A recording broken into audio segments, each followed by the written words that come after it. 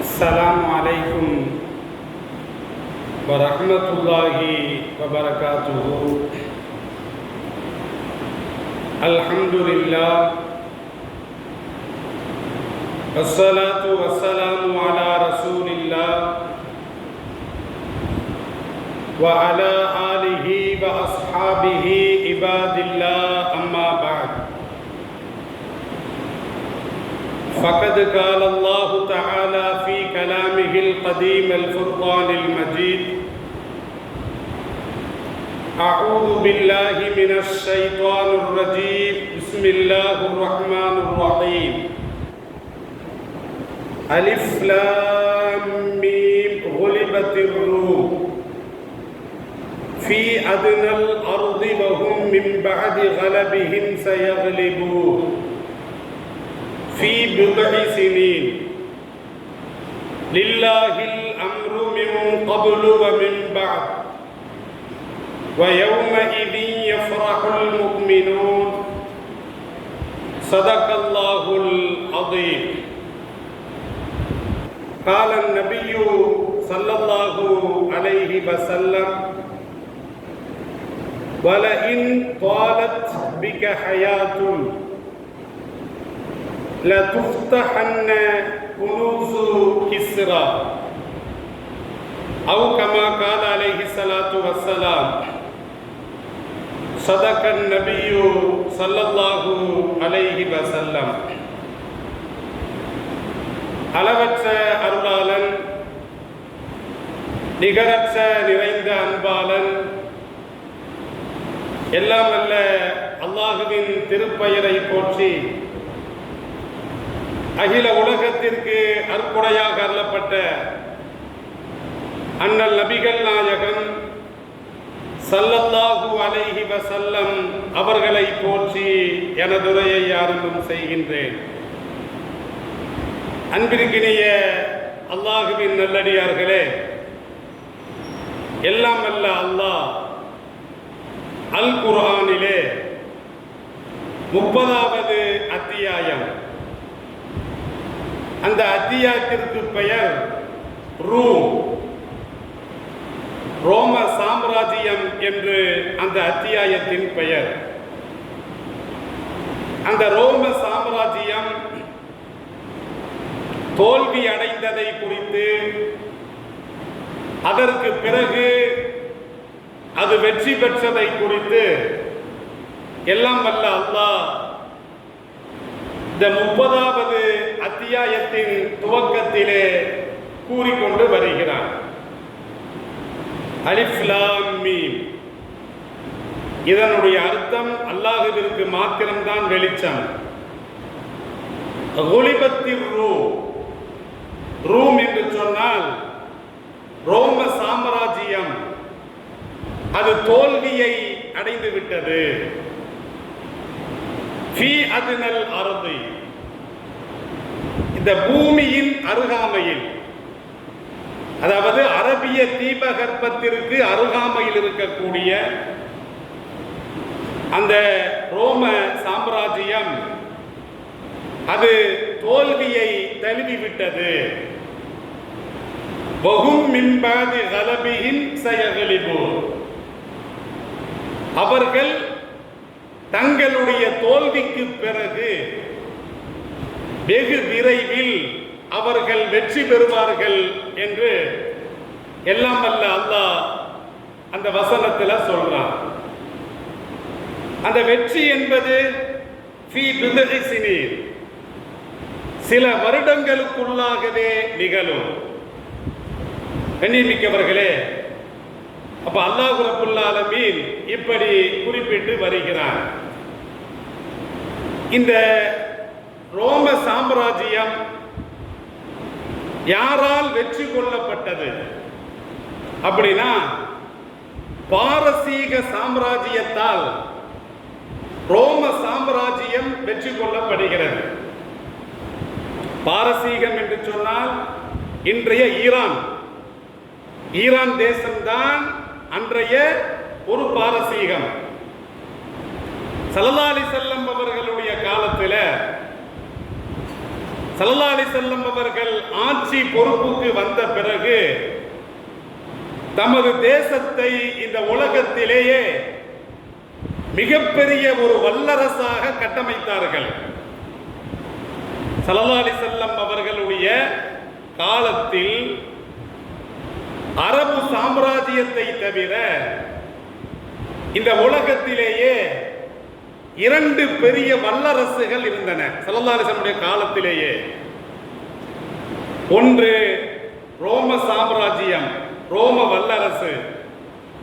இரண்டாவது பாரசீக சாம்ராஜ்யம், பாரசீக வல்லரசு.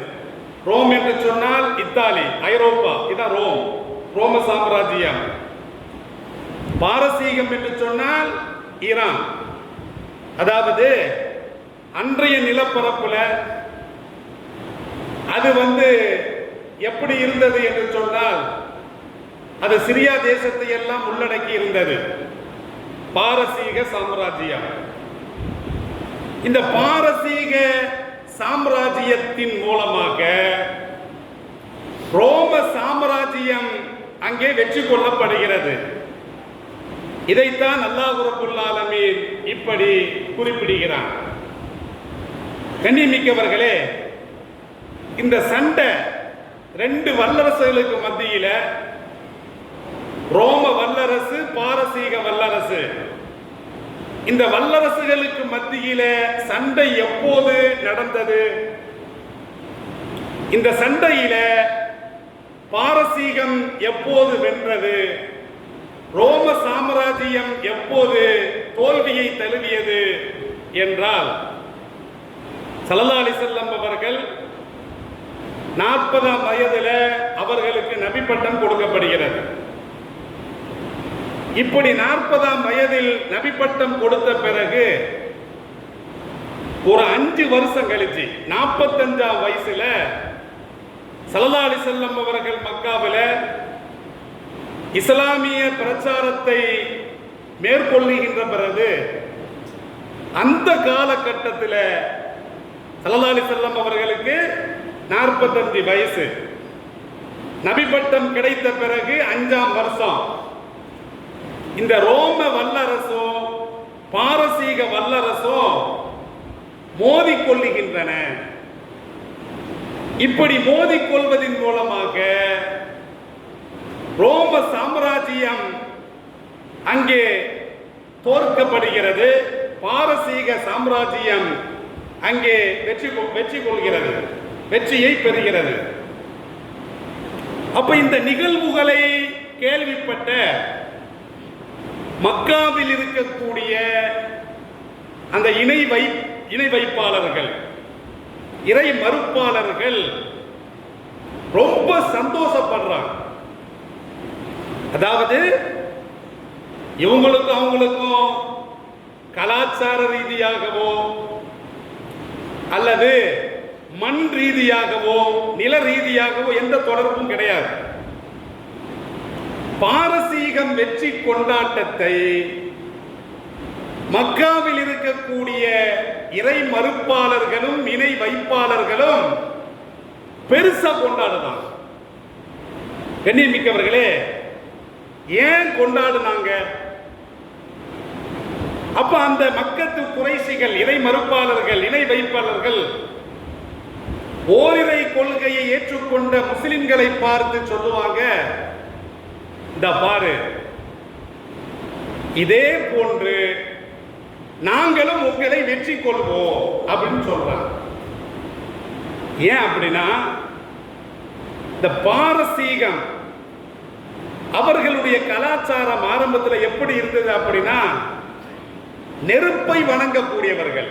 பாரசீகர்கள் யாரு? பார்சின்னு சொல்ல, சல்மான் பார்சி, பாரசீகத்தை சார்ந்தவர் தான் சல்மான் பார்சி ரலியல்லாஹு அன்ஹு அவர்கள்.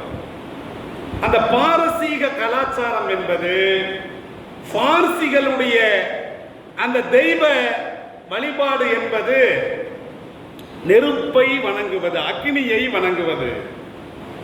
கண்ணியமிக்கவர்களே, பிராமணர்களுடைய பூர்வீகமும் பாரசீகம் தான். நல்ல கவனிச்சுக்கிடணும். ஏன்னா பிராமணர்களுடைய அந்த வணக்க வழிபாடு முறை என்பது அக்னியை அவர்கள் வணங்குவது. இங்க வந்து ஆண்டையை போட்டார். அவர்களுடைய வணக்க வழிபாடு என்பது சிலை வணக்க வழிபாடு என்பது கிடையாது, பிராமணர்களுடைய வணக்க வழிபாடு. இங்க வந்தாங்க, இங்க வந்து தமிழர்கள் மற்றவர்களுடைய பார்க்கும் பொழுது கோயில்ல பல சொத்துக்கள் கிடைக்கிறது என்பதற்காக அப்படி மாறிக்கிட்டாங்க.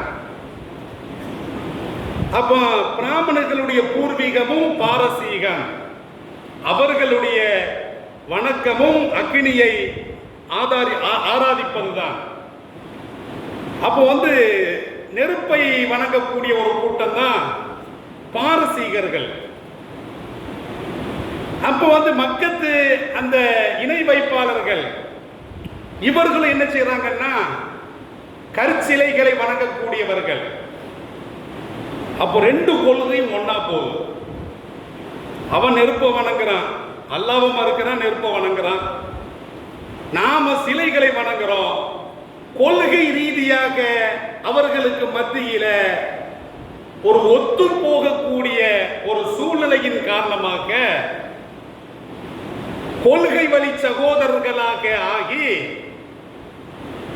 அப்ப அந்த பாத்திலான அந்த கொள்கைவாதிகளுக்கு கிடைத்த அந்த வெற்றியை இவர்கள் கொண்டாடுறாங்க.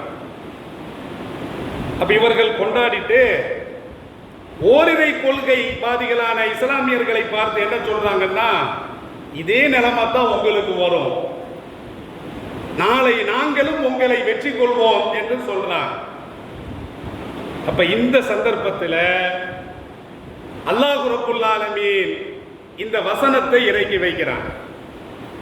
அலிஃப் லாம் மீம் குலிபத்திர் ரூம். எப்போ இறங்குது இந்த வசனம்? ஸல்லல்லாஹு அலைஹி வஸல்லம் அவர்கள் மக்காவில் இருக்கின்ற பொழுது, அவர்களுக்கு 45ஆம் வயதுல, மக்காவில் 13 வருஷம் இருந்தாங்க. நபித்துவம் கிடைத்த பிறகு ஒரு 5 வருஷம் கழிச்சு இந்த சூறாவில் உள்ள இந்த வசனத்தை அல்லாஹ் இறக்கி வைக்கிறான். அப்போதுதான் அந்த ரோம் என்பது வெற்றி கொள்ளப்படுகிறது, அது தோல்வியை தழுவுகிறது. குலிபத்திர் ரோம், ரோம சாம்ராஜ்யம் தோல்வியை தழுவிவிட்டது. ஃபீ அத்னல் அர்தி, அந்த பூமிக்கு அருகாமையில் இருக்கக்கூடிய அந்த ரோம சாம்ராஜ்யம் தோல்வியை தழுவிவிட்டது அப்படின்னு அல்லாஹ் சொல்லிட்டு வஹும் மின் பாதி கலபிஹிம் சயகலிபு, இருந்தாலும் இந்த தோல்விக்கு பிறகு அந்த ரோமர்கள் வெகு விரைவில் வெற்றியை ஈட்டுவார்கள், வெகு விரைவில் அவர்கள் வெற்றி பெறுவார்கள். அதற்கு அல்லாஹ் சொல்லுகின்ற பொழுது ஃபீ பில்இ சினீன், சில வருடங்களுக்குள்ளாகவே அவர்கள் வெற்றி பெறுவார்கள். லில்லாஹில் அம்ரு மின் கபுலு வ மின் பாது, அதாவது இந்த வெற்றிக்கு முன்னாலும் இந்த வெற்றிக்கு பின்னாலும் வெற்றி தோல்வி எனும் அதிகாரம் அல்லாஹ்விற்கே சொந்தம். ஒருத்தனுக்கு வெற்றியை கொடுப்பது அல்லாஹ்வுக்கு சொந்தம், ஒருத்தனுக்கு தோல்வியை கொடுப்பது அல்லாஹ்விற்கு சொந்தம். அந்த அதிகாரம் அல்லாஹ்விற்கு தான் இருக்கிறது என்று அல்லாஹ் சொல்லிவிட்டு வயௌமைதி யஃப்ரஹுல் முஃமினூன், ரோம சாம்ராஜ்யம் வெற்றி கொள்ளப்படுகின்ற பொழுது அந்த சமயத்தில் அந்நாளில் மூமின்கள் முஸ்லிம்கள் மகிழ்ச்சி அடைவார்கள். மக்காவில் இருக்கக்கூடிய அந்த மூமின்கள் மகிழ்ச்சி அடைவார்கள். பினஸ்ரில்லாஹ், அல்லாஹ்வுடைய உதவி கொண்டு. அப்ப ரோம சாம்ராஜ்யம் வெற்றியை ஈட்டும். என்சுரு மையஷா, அல்லாஹ் தான் நாடியவருக்கு உதவி செய்கிறான். வஹுவல் அஸீஸுர் ரஹீம், அல்லாஹ் மிகைத்தவன் மன்னிப்பாளன். வஅதல்லாஹி லா யுஃலிஃபுல்லாஹு வஅதஹு, இது அல்லாஹ்வுடைய வாக்குறுதி. தோல்வியை தழுவிய ரோம சாம்ராஜ்யம் வெற்றி பெறுவது என்பது வஅதல்லாஹ், அல்லாஹ்வுடைய வாக்குறுதி. லா யுஃலிஃபுல்லாஹு வஅதஹு, அல்லாஹ் தமது வாக்குக்கு மாறு செய்ய மாட்டான். வலாகின்ன அக்ஸரன் நாஸி லா யஅலமூன், பெரும்பாலான வெகுஜன மக்கள் இதை விளங்காமல் இருக்கிறார்கள் என்று அல்லாஹ் ரப்புல் ஆலமீன் இந்த வசனத்துல சொல்றான். நல்ல கவனித்துக்கணும். அல்லாஹ்வுடைய முன்னறிவிப்பு இது சத்திய வேதம் என்பதற்கு இந்த வசனங்களே சாட்சி. இந்த வசனம் இறங்கிய உடனே அபூபக்கர் சித்திக் ரலியல்லாஹு அன்ஹு அவர்களிடத்தில் அந்த மக்காவில் இருக்கக்கூடிய அந்த முஸ்லிம்கள்லாம் கேட்கிறான், இப்படி ஒரு குர்ஆன் வசனம் இறங்கி இருக்குது, சில வருடங்களுக்குள்ளாகவே அல்லாஹ் தோல்வியை தழுவிய ரோம சாம்ராஜ்யத்துக்கு வெற்றியை கொடுப்பான் என்று வருகிறது, இது எப்போது நடக்கும் அப்படின்னு முஸ்லிம்கள் அபூபக்கர் சித்திக் ரலியல்லாஹு அன்ஹு அவர்களிடத்துல கேட்கிறாங்க. அப்ப அபூபக்கர் சித்திக் ரலியல்லாஹு அன்ஹு அவர்கள் ஸல்லல்லாஹு அலைஹி வஸல்லம் அவர்களிடத்துல கேட்கிறாங்க, இப்படி அல்லாஹ் சொல்றானே வெகு விரைவில் அந்த ரோமர்கள் வெற்றி பெறுவார்கள் என்று அல்லாஹ் சொல்லுகிறானே என்று கேட்ட பொழுது அப்ப ஸல்லல்லாஹு அலைஹி வஸல்லம் அவர்கள் சொல்லுவார்கள், ஃபீ பித்இ ஸினீன், சில வருடங்களுக்குள்ளாகவே அந்த ரோம சாம்ராஜ்யம் வெற்றி பெறும் என்ற செய்தியை நபி ஸல்லல்லாஹு அலைஹி வஸல்லம் அவர்களிடத்தில் கேட்டு வந்து அபூபக்கர் சித்திக் ரலியல்லாஹு அன்ஹு அவர்கள் என்ன செய்றாங்கன்னா வீதியில கூவி இந்த கருத்தை அவர்கள் சொல்றாங்க. பஜார்ல அந்த இணை வைப்பாளர்கள் கூடக்கூடிய அந்த இடங்கள்ல சில வருடங்களுக்குள்ளாகவே தோல்வியை தழுவிய ரோம சாம்ராஜ்யம் வெற்றி பெறும் என்ற இந்த செய்தியை நபிகளாரிடம் கேட்டுவிட்டு அவர் வீதி முழுக்க அவர் இப்படி சொல்றார். அப்ப சில பேர் கேட்கிறாங்க, சில வருடங்களுக்குள்ளாகவே எத்தனை வருஷம் அப்படின்னு கேட்கும் பொழுது இந்த அபூபக்கர் சித்திக் அவர்கள் ஃபீ பித்இ ஸினீன், இதுக்கு அரபியில 3 வருஷங்கள்ல இருந்து 9 வருஷத்தை குறிக்கும். சில வருடங்களுக்குள்ளாகனா இந்த வெற்றி சாத்தியப்படுவதற்கு 3 வருடங்களுக்கு மேலாக, 3 வருடங்களுக்குள்ள இல்ல, 3ல இருந்து 7, 9 வருடங்கள் வரைக்கும் குறிக்கும். இவர் என்ன சொல்றார் மக்களுக்கு மத்தியில, 3 வருஷத்துல ரோம சாம்ராஜ்யம் வெற்றியை பெறும் அப்படின்னு சொல்றார். இப்படி சொல்றாரா? எதிர்த்தாப்புல உபய் இப்னு கலப் கொடியவன், இந்த அபூ ஜஹீலை போன்று அபூ லஹபை போன்று ஸல்லல்லாஹு அலைஹி வஸல்லம் அவர்களுடைய பிரதான எதிரிகளில் ஒருவன் உபய் இப்னு கலப். இவன் இந்த செய்தியை கேட்கிறான், 3 வருஷத்துக்குள்ளாகவா அப்படின்னு 2 பேர் சேலஞ்சு கேட்கிறான். 3 வருஷத்துக்குள்ளாக ரோமபுரி வெற்றியை பெற வேண்டும். ரோமர்கள் தோற்பது மக்கத்து இறை மறுப்பாளர்களுக்கு பிடிக்கல, வெற்றி கொள்வது பிடிக்கல, தோற்பது அவர்களுக்கு சந்தோஷம். என்ன அப்படின்னா இந்த ரோமர்கள், அன்றைய காலத்து ரோமர்கள், அவர்கள் அகலை கித்தாப், வேதம் கொடுக்கப்பட்டவர்கள். அப்ப வேதம் கொடுக்கப்பட்டவர்களுக்கும் இஸ்லாமியர்களுக்கும் அடிப்படையான கொள்கை விஷயத்தில் ஒன்று போ. என்ன அப்படின்னா நமக்கும் வேதம் கொடுக்கப்பட்டிருக்கிறது, அவர்களுக்கும் வேதம் கொடுக்கப்பட்டிருக்கிறது. நம்மளும் மறுமையை நம்புவோம், அவர்களும் மறுமையை நம்புவாங்க. நமக்கும் அல்லாஹ்வின் புறத்திலிருந்து தூதர்கள் வந்தார்கள், அவர்களுக்கும் தூதர்கள் வந்திருக்கிறாங்க. இந்த இது மாதிரியான விஷயங்கள்ல இஸ்லாமியர்களுக்கு அந்த ரோம்வாசிகள் ஒத்து போகிற காரணத்தினால் ரோம்வாசிகளுடைய தோல்வியை இஸ்லாமியர்கள் ஜீர்ணிக்க முடியல. கொள்கையில ஓரளவுக்கு ஒத்து போறோமா இல்லையா? அவர்கள் வெற்றி, பாரசீகம் வெற்றி பெற்றது அவர்களுக்கு பிடிச்சிருக்குது, அவங்களுடைய கொள்கை ஒத்து போகுது. எனவே தான் அப்ப இஸ்லாமியர்கள் ஆவலோடு எதிர்பார்க்கிறாங்க. அபூபக்கர் சித்திக் அவர்கள் 3 வருஷத்துக்குள்ளாகவே ரோம சாம்ராஜ்யம் வெற்றியை ஈட்டும் என்று சொல்லுகின்ற பொழுது உபய் இப்னு கலப் சேலஞ்ச் பண்றான். அதாவது பந்தயம் இஸ்லாத்துல கூடாது, சூதாட்டம் என்பது இஸ்லாத்துல கூடாது. இன்னமல் கம்ரு வல் மைசிரு, சூதாட்டமும் மதுவும் தடை என்பது மதினாவிற்கு வந்த பிறகுதான் நடக்குது. இந்த தடை வசனம் மதினாவிற்கு வந்த பிறகுதான் இருக்குது. மக்காவில் இருக்கும் பொழுது மது என்பது தடை இல்லை, சூதாட்டம் என்பது தடை இல்லை. ரெண்டு பேருக்கு மத்தியில பந்தயம் கட்டுறான். அபூபக்கர் சித்திக் அவர் சொல்றாரு, 3 வருஷத்துக்குள்ளாக ரோமபுரி வெற்றி பெறும். அவன் உபய் இப்னு கலப் சொல்றான், அதெல்லாம் நடக்காது.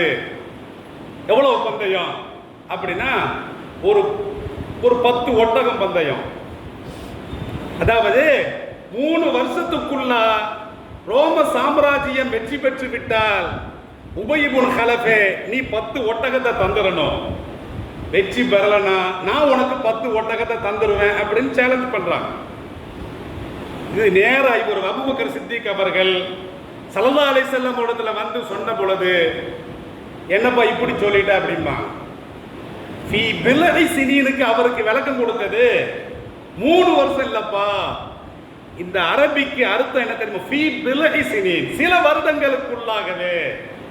3 வருஷத்துக்குள்ள 3 வருஷத்துக்கு மேல 9 வருஷம் வரைக்கும் கொடுக்கும். நீ இப்படி பந்தயம் கட்டிடைய, பந்தயத்தை மாத்து அப்படிமா.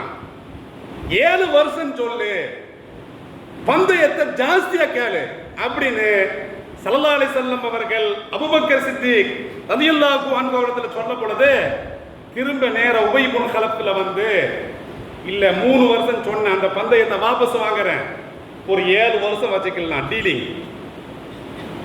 இதுல நான் ஜெயிச்சிட்டோம்னா 7 வருஷத்துக்குள்ளாக ரோமபுரி வெற்றியை ஈட்டினால் 100 ஒட்டகம் பந்தயம்.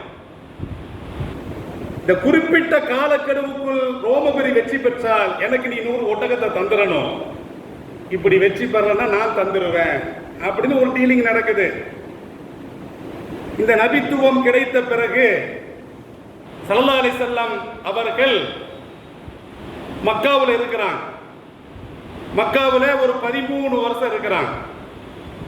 அப்ப ஹிஜ்ரத்துக்கு ஒரு 5 வருஷத்துக்கு முன்னால் நடக்குது.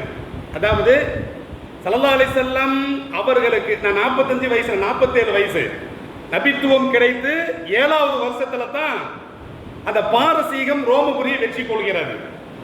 இந்த வெற்றிக்கு பிறகு ஸல்லல்லாஹு அலைஹி வஸல்லம் அவர்கள் ஒரு 5 வருஷம் மக்காவில் இருக்கிறாங்க. அப்போ அவர்களுக்கு 53 வயசு இருக்கும் பொழுது மதீனாவுக்கு போறாங்க. இந்த வெற்றி நடந்த பிறகு 5 வருஷம் மக்காவில் இருக்கிறாங்க. மதீனாவுக்கு போய் ஹிஜ்ரி 2ஆம் ஆண்டு இறைவன் சொன்னது நடந்தது. இப்ப கண்ணியமிக்கவர்களே, அப்ப இந்த வஹி என்பது ஸல்லல்லாஹு அலைஹி வஸல்லம் அவர்களுக்கு 47ஆம் வயதில் இருக்கின்ற பொழுது இந்த வஹி இறங்குது. 7 வருஷத்துக்குள்ளாகவே அல்லாஹ் ரப்புல் ஆலமீன் தனது உதவியை ரோமர்களுக்கு கொடுத்து அவர்கள் வெற்றி பெறுறாங்க. இது இறைவனுடைய வேதம் என்பதற்கு ஒரு சாட்சி. இது நடக்கும் பொழுது இப்போ ஹிஜ்ரத்து போறாங்களா இல்லையா? அபூபக்கர் சித்திக் ஸல்லல்லாஹு அலைஹி வஸல்லம் அவர்கள் மக்காவை தொடர்ந்து மதீனாவுக்கு ஹிஜ்ரத்து செல்ல வேண்டிய ஒரு சூழ்நிலை ஏற்பட்டது.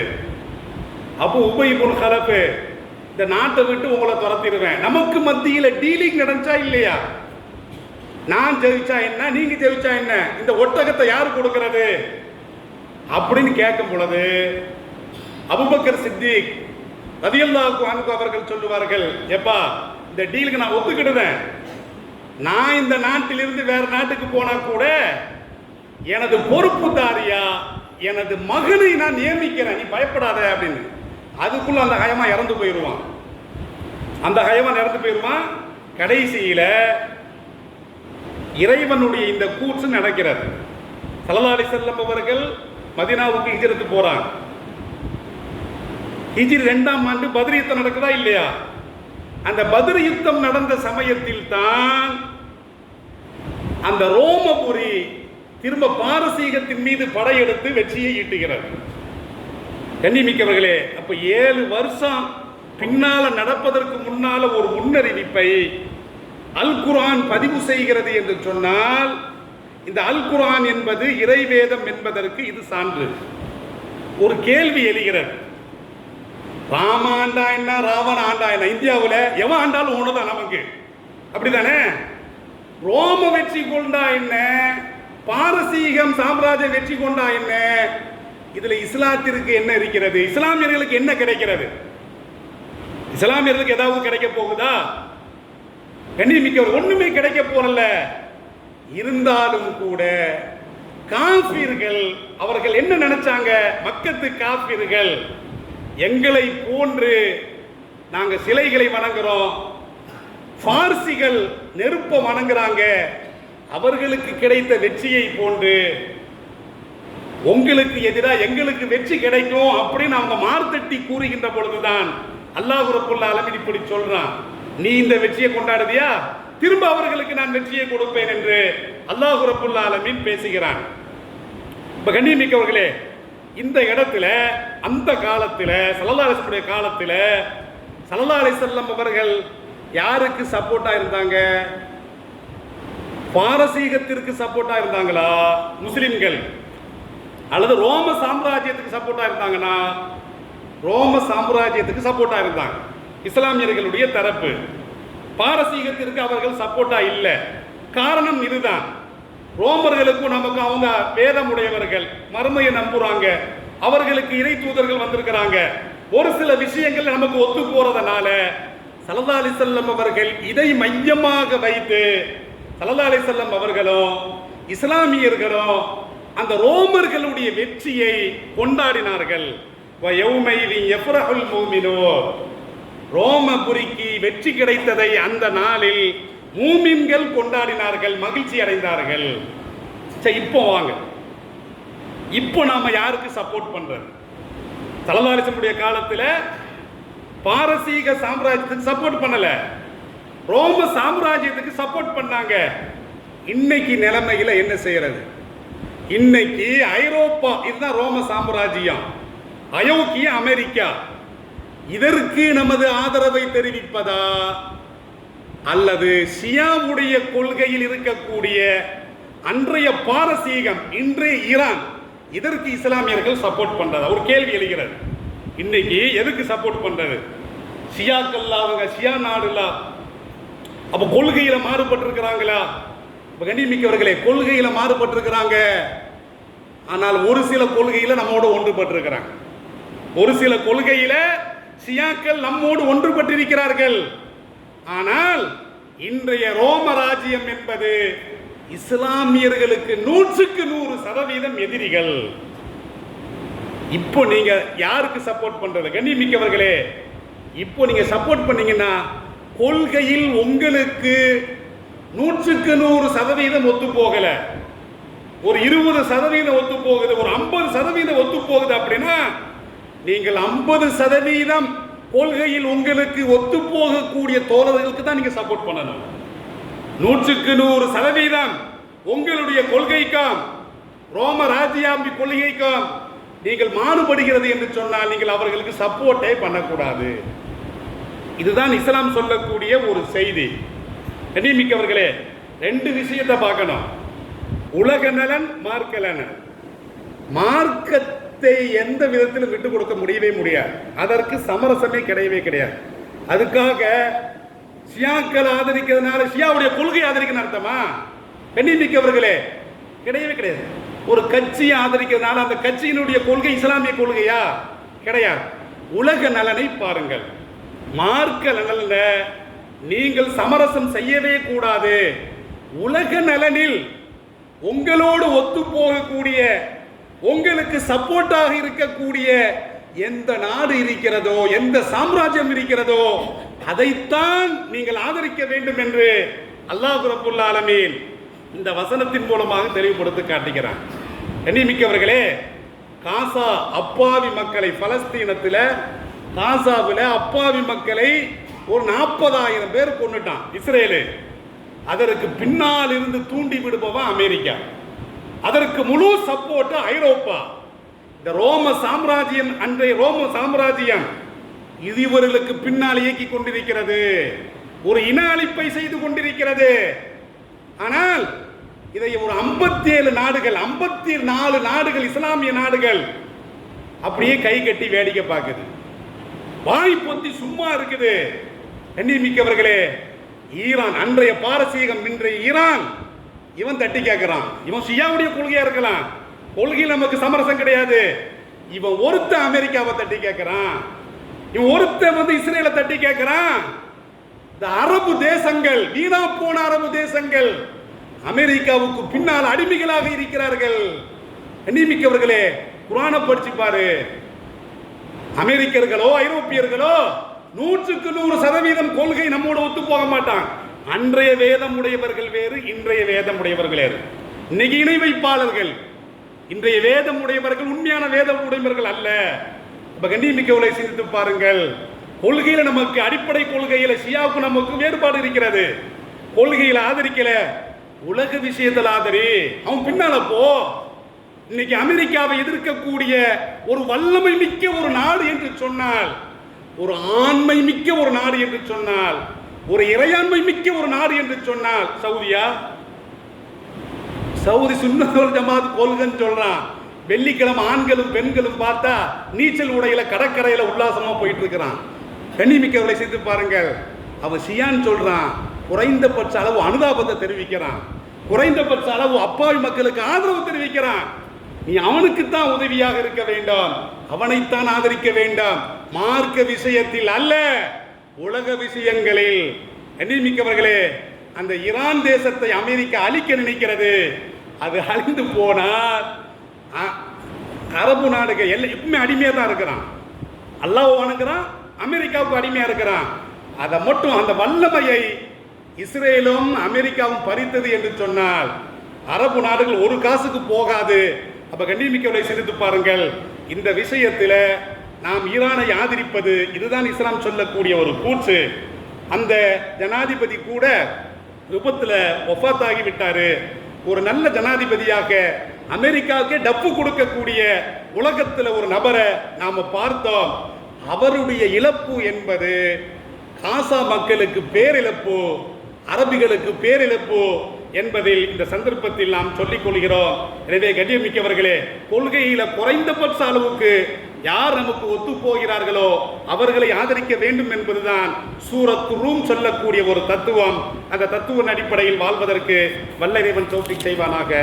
வாஹிர் தஅவாஹும் அனில் ஹம்துலில்லாஹி ரப்பில் ஆலமீன். அஸ்ஸலாமு அலைக்கும் வரஹ்மத்துல்லாஹி வபரகாத்துஹு.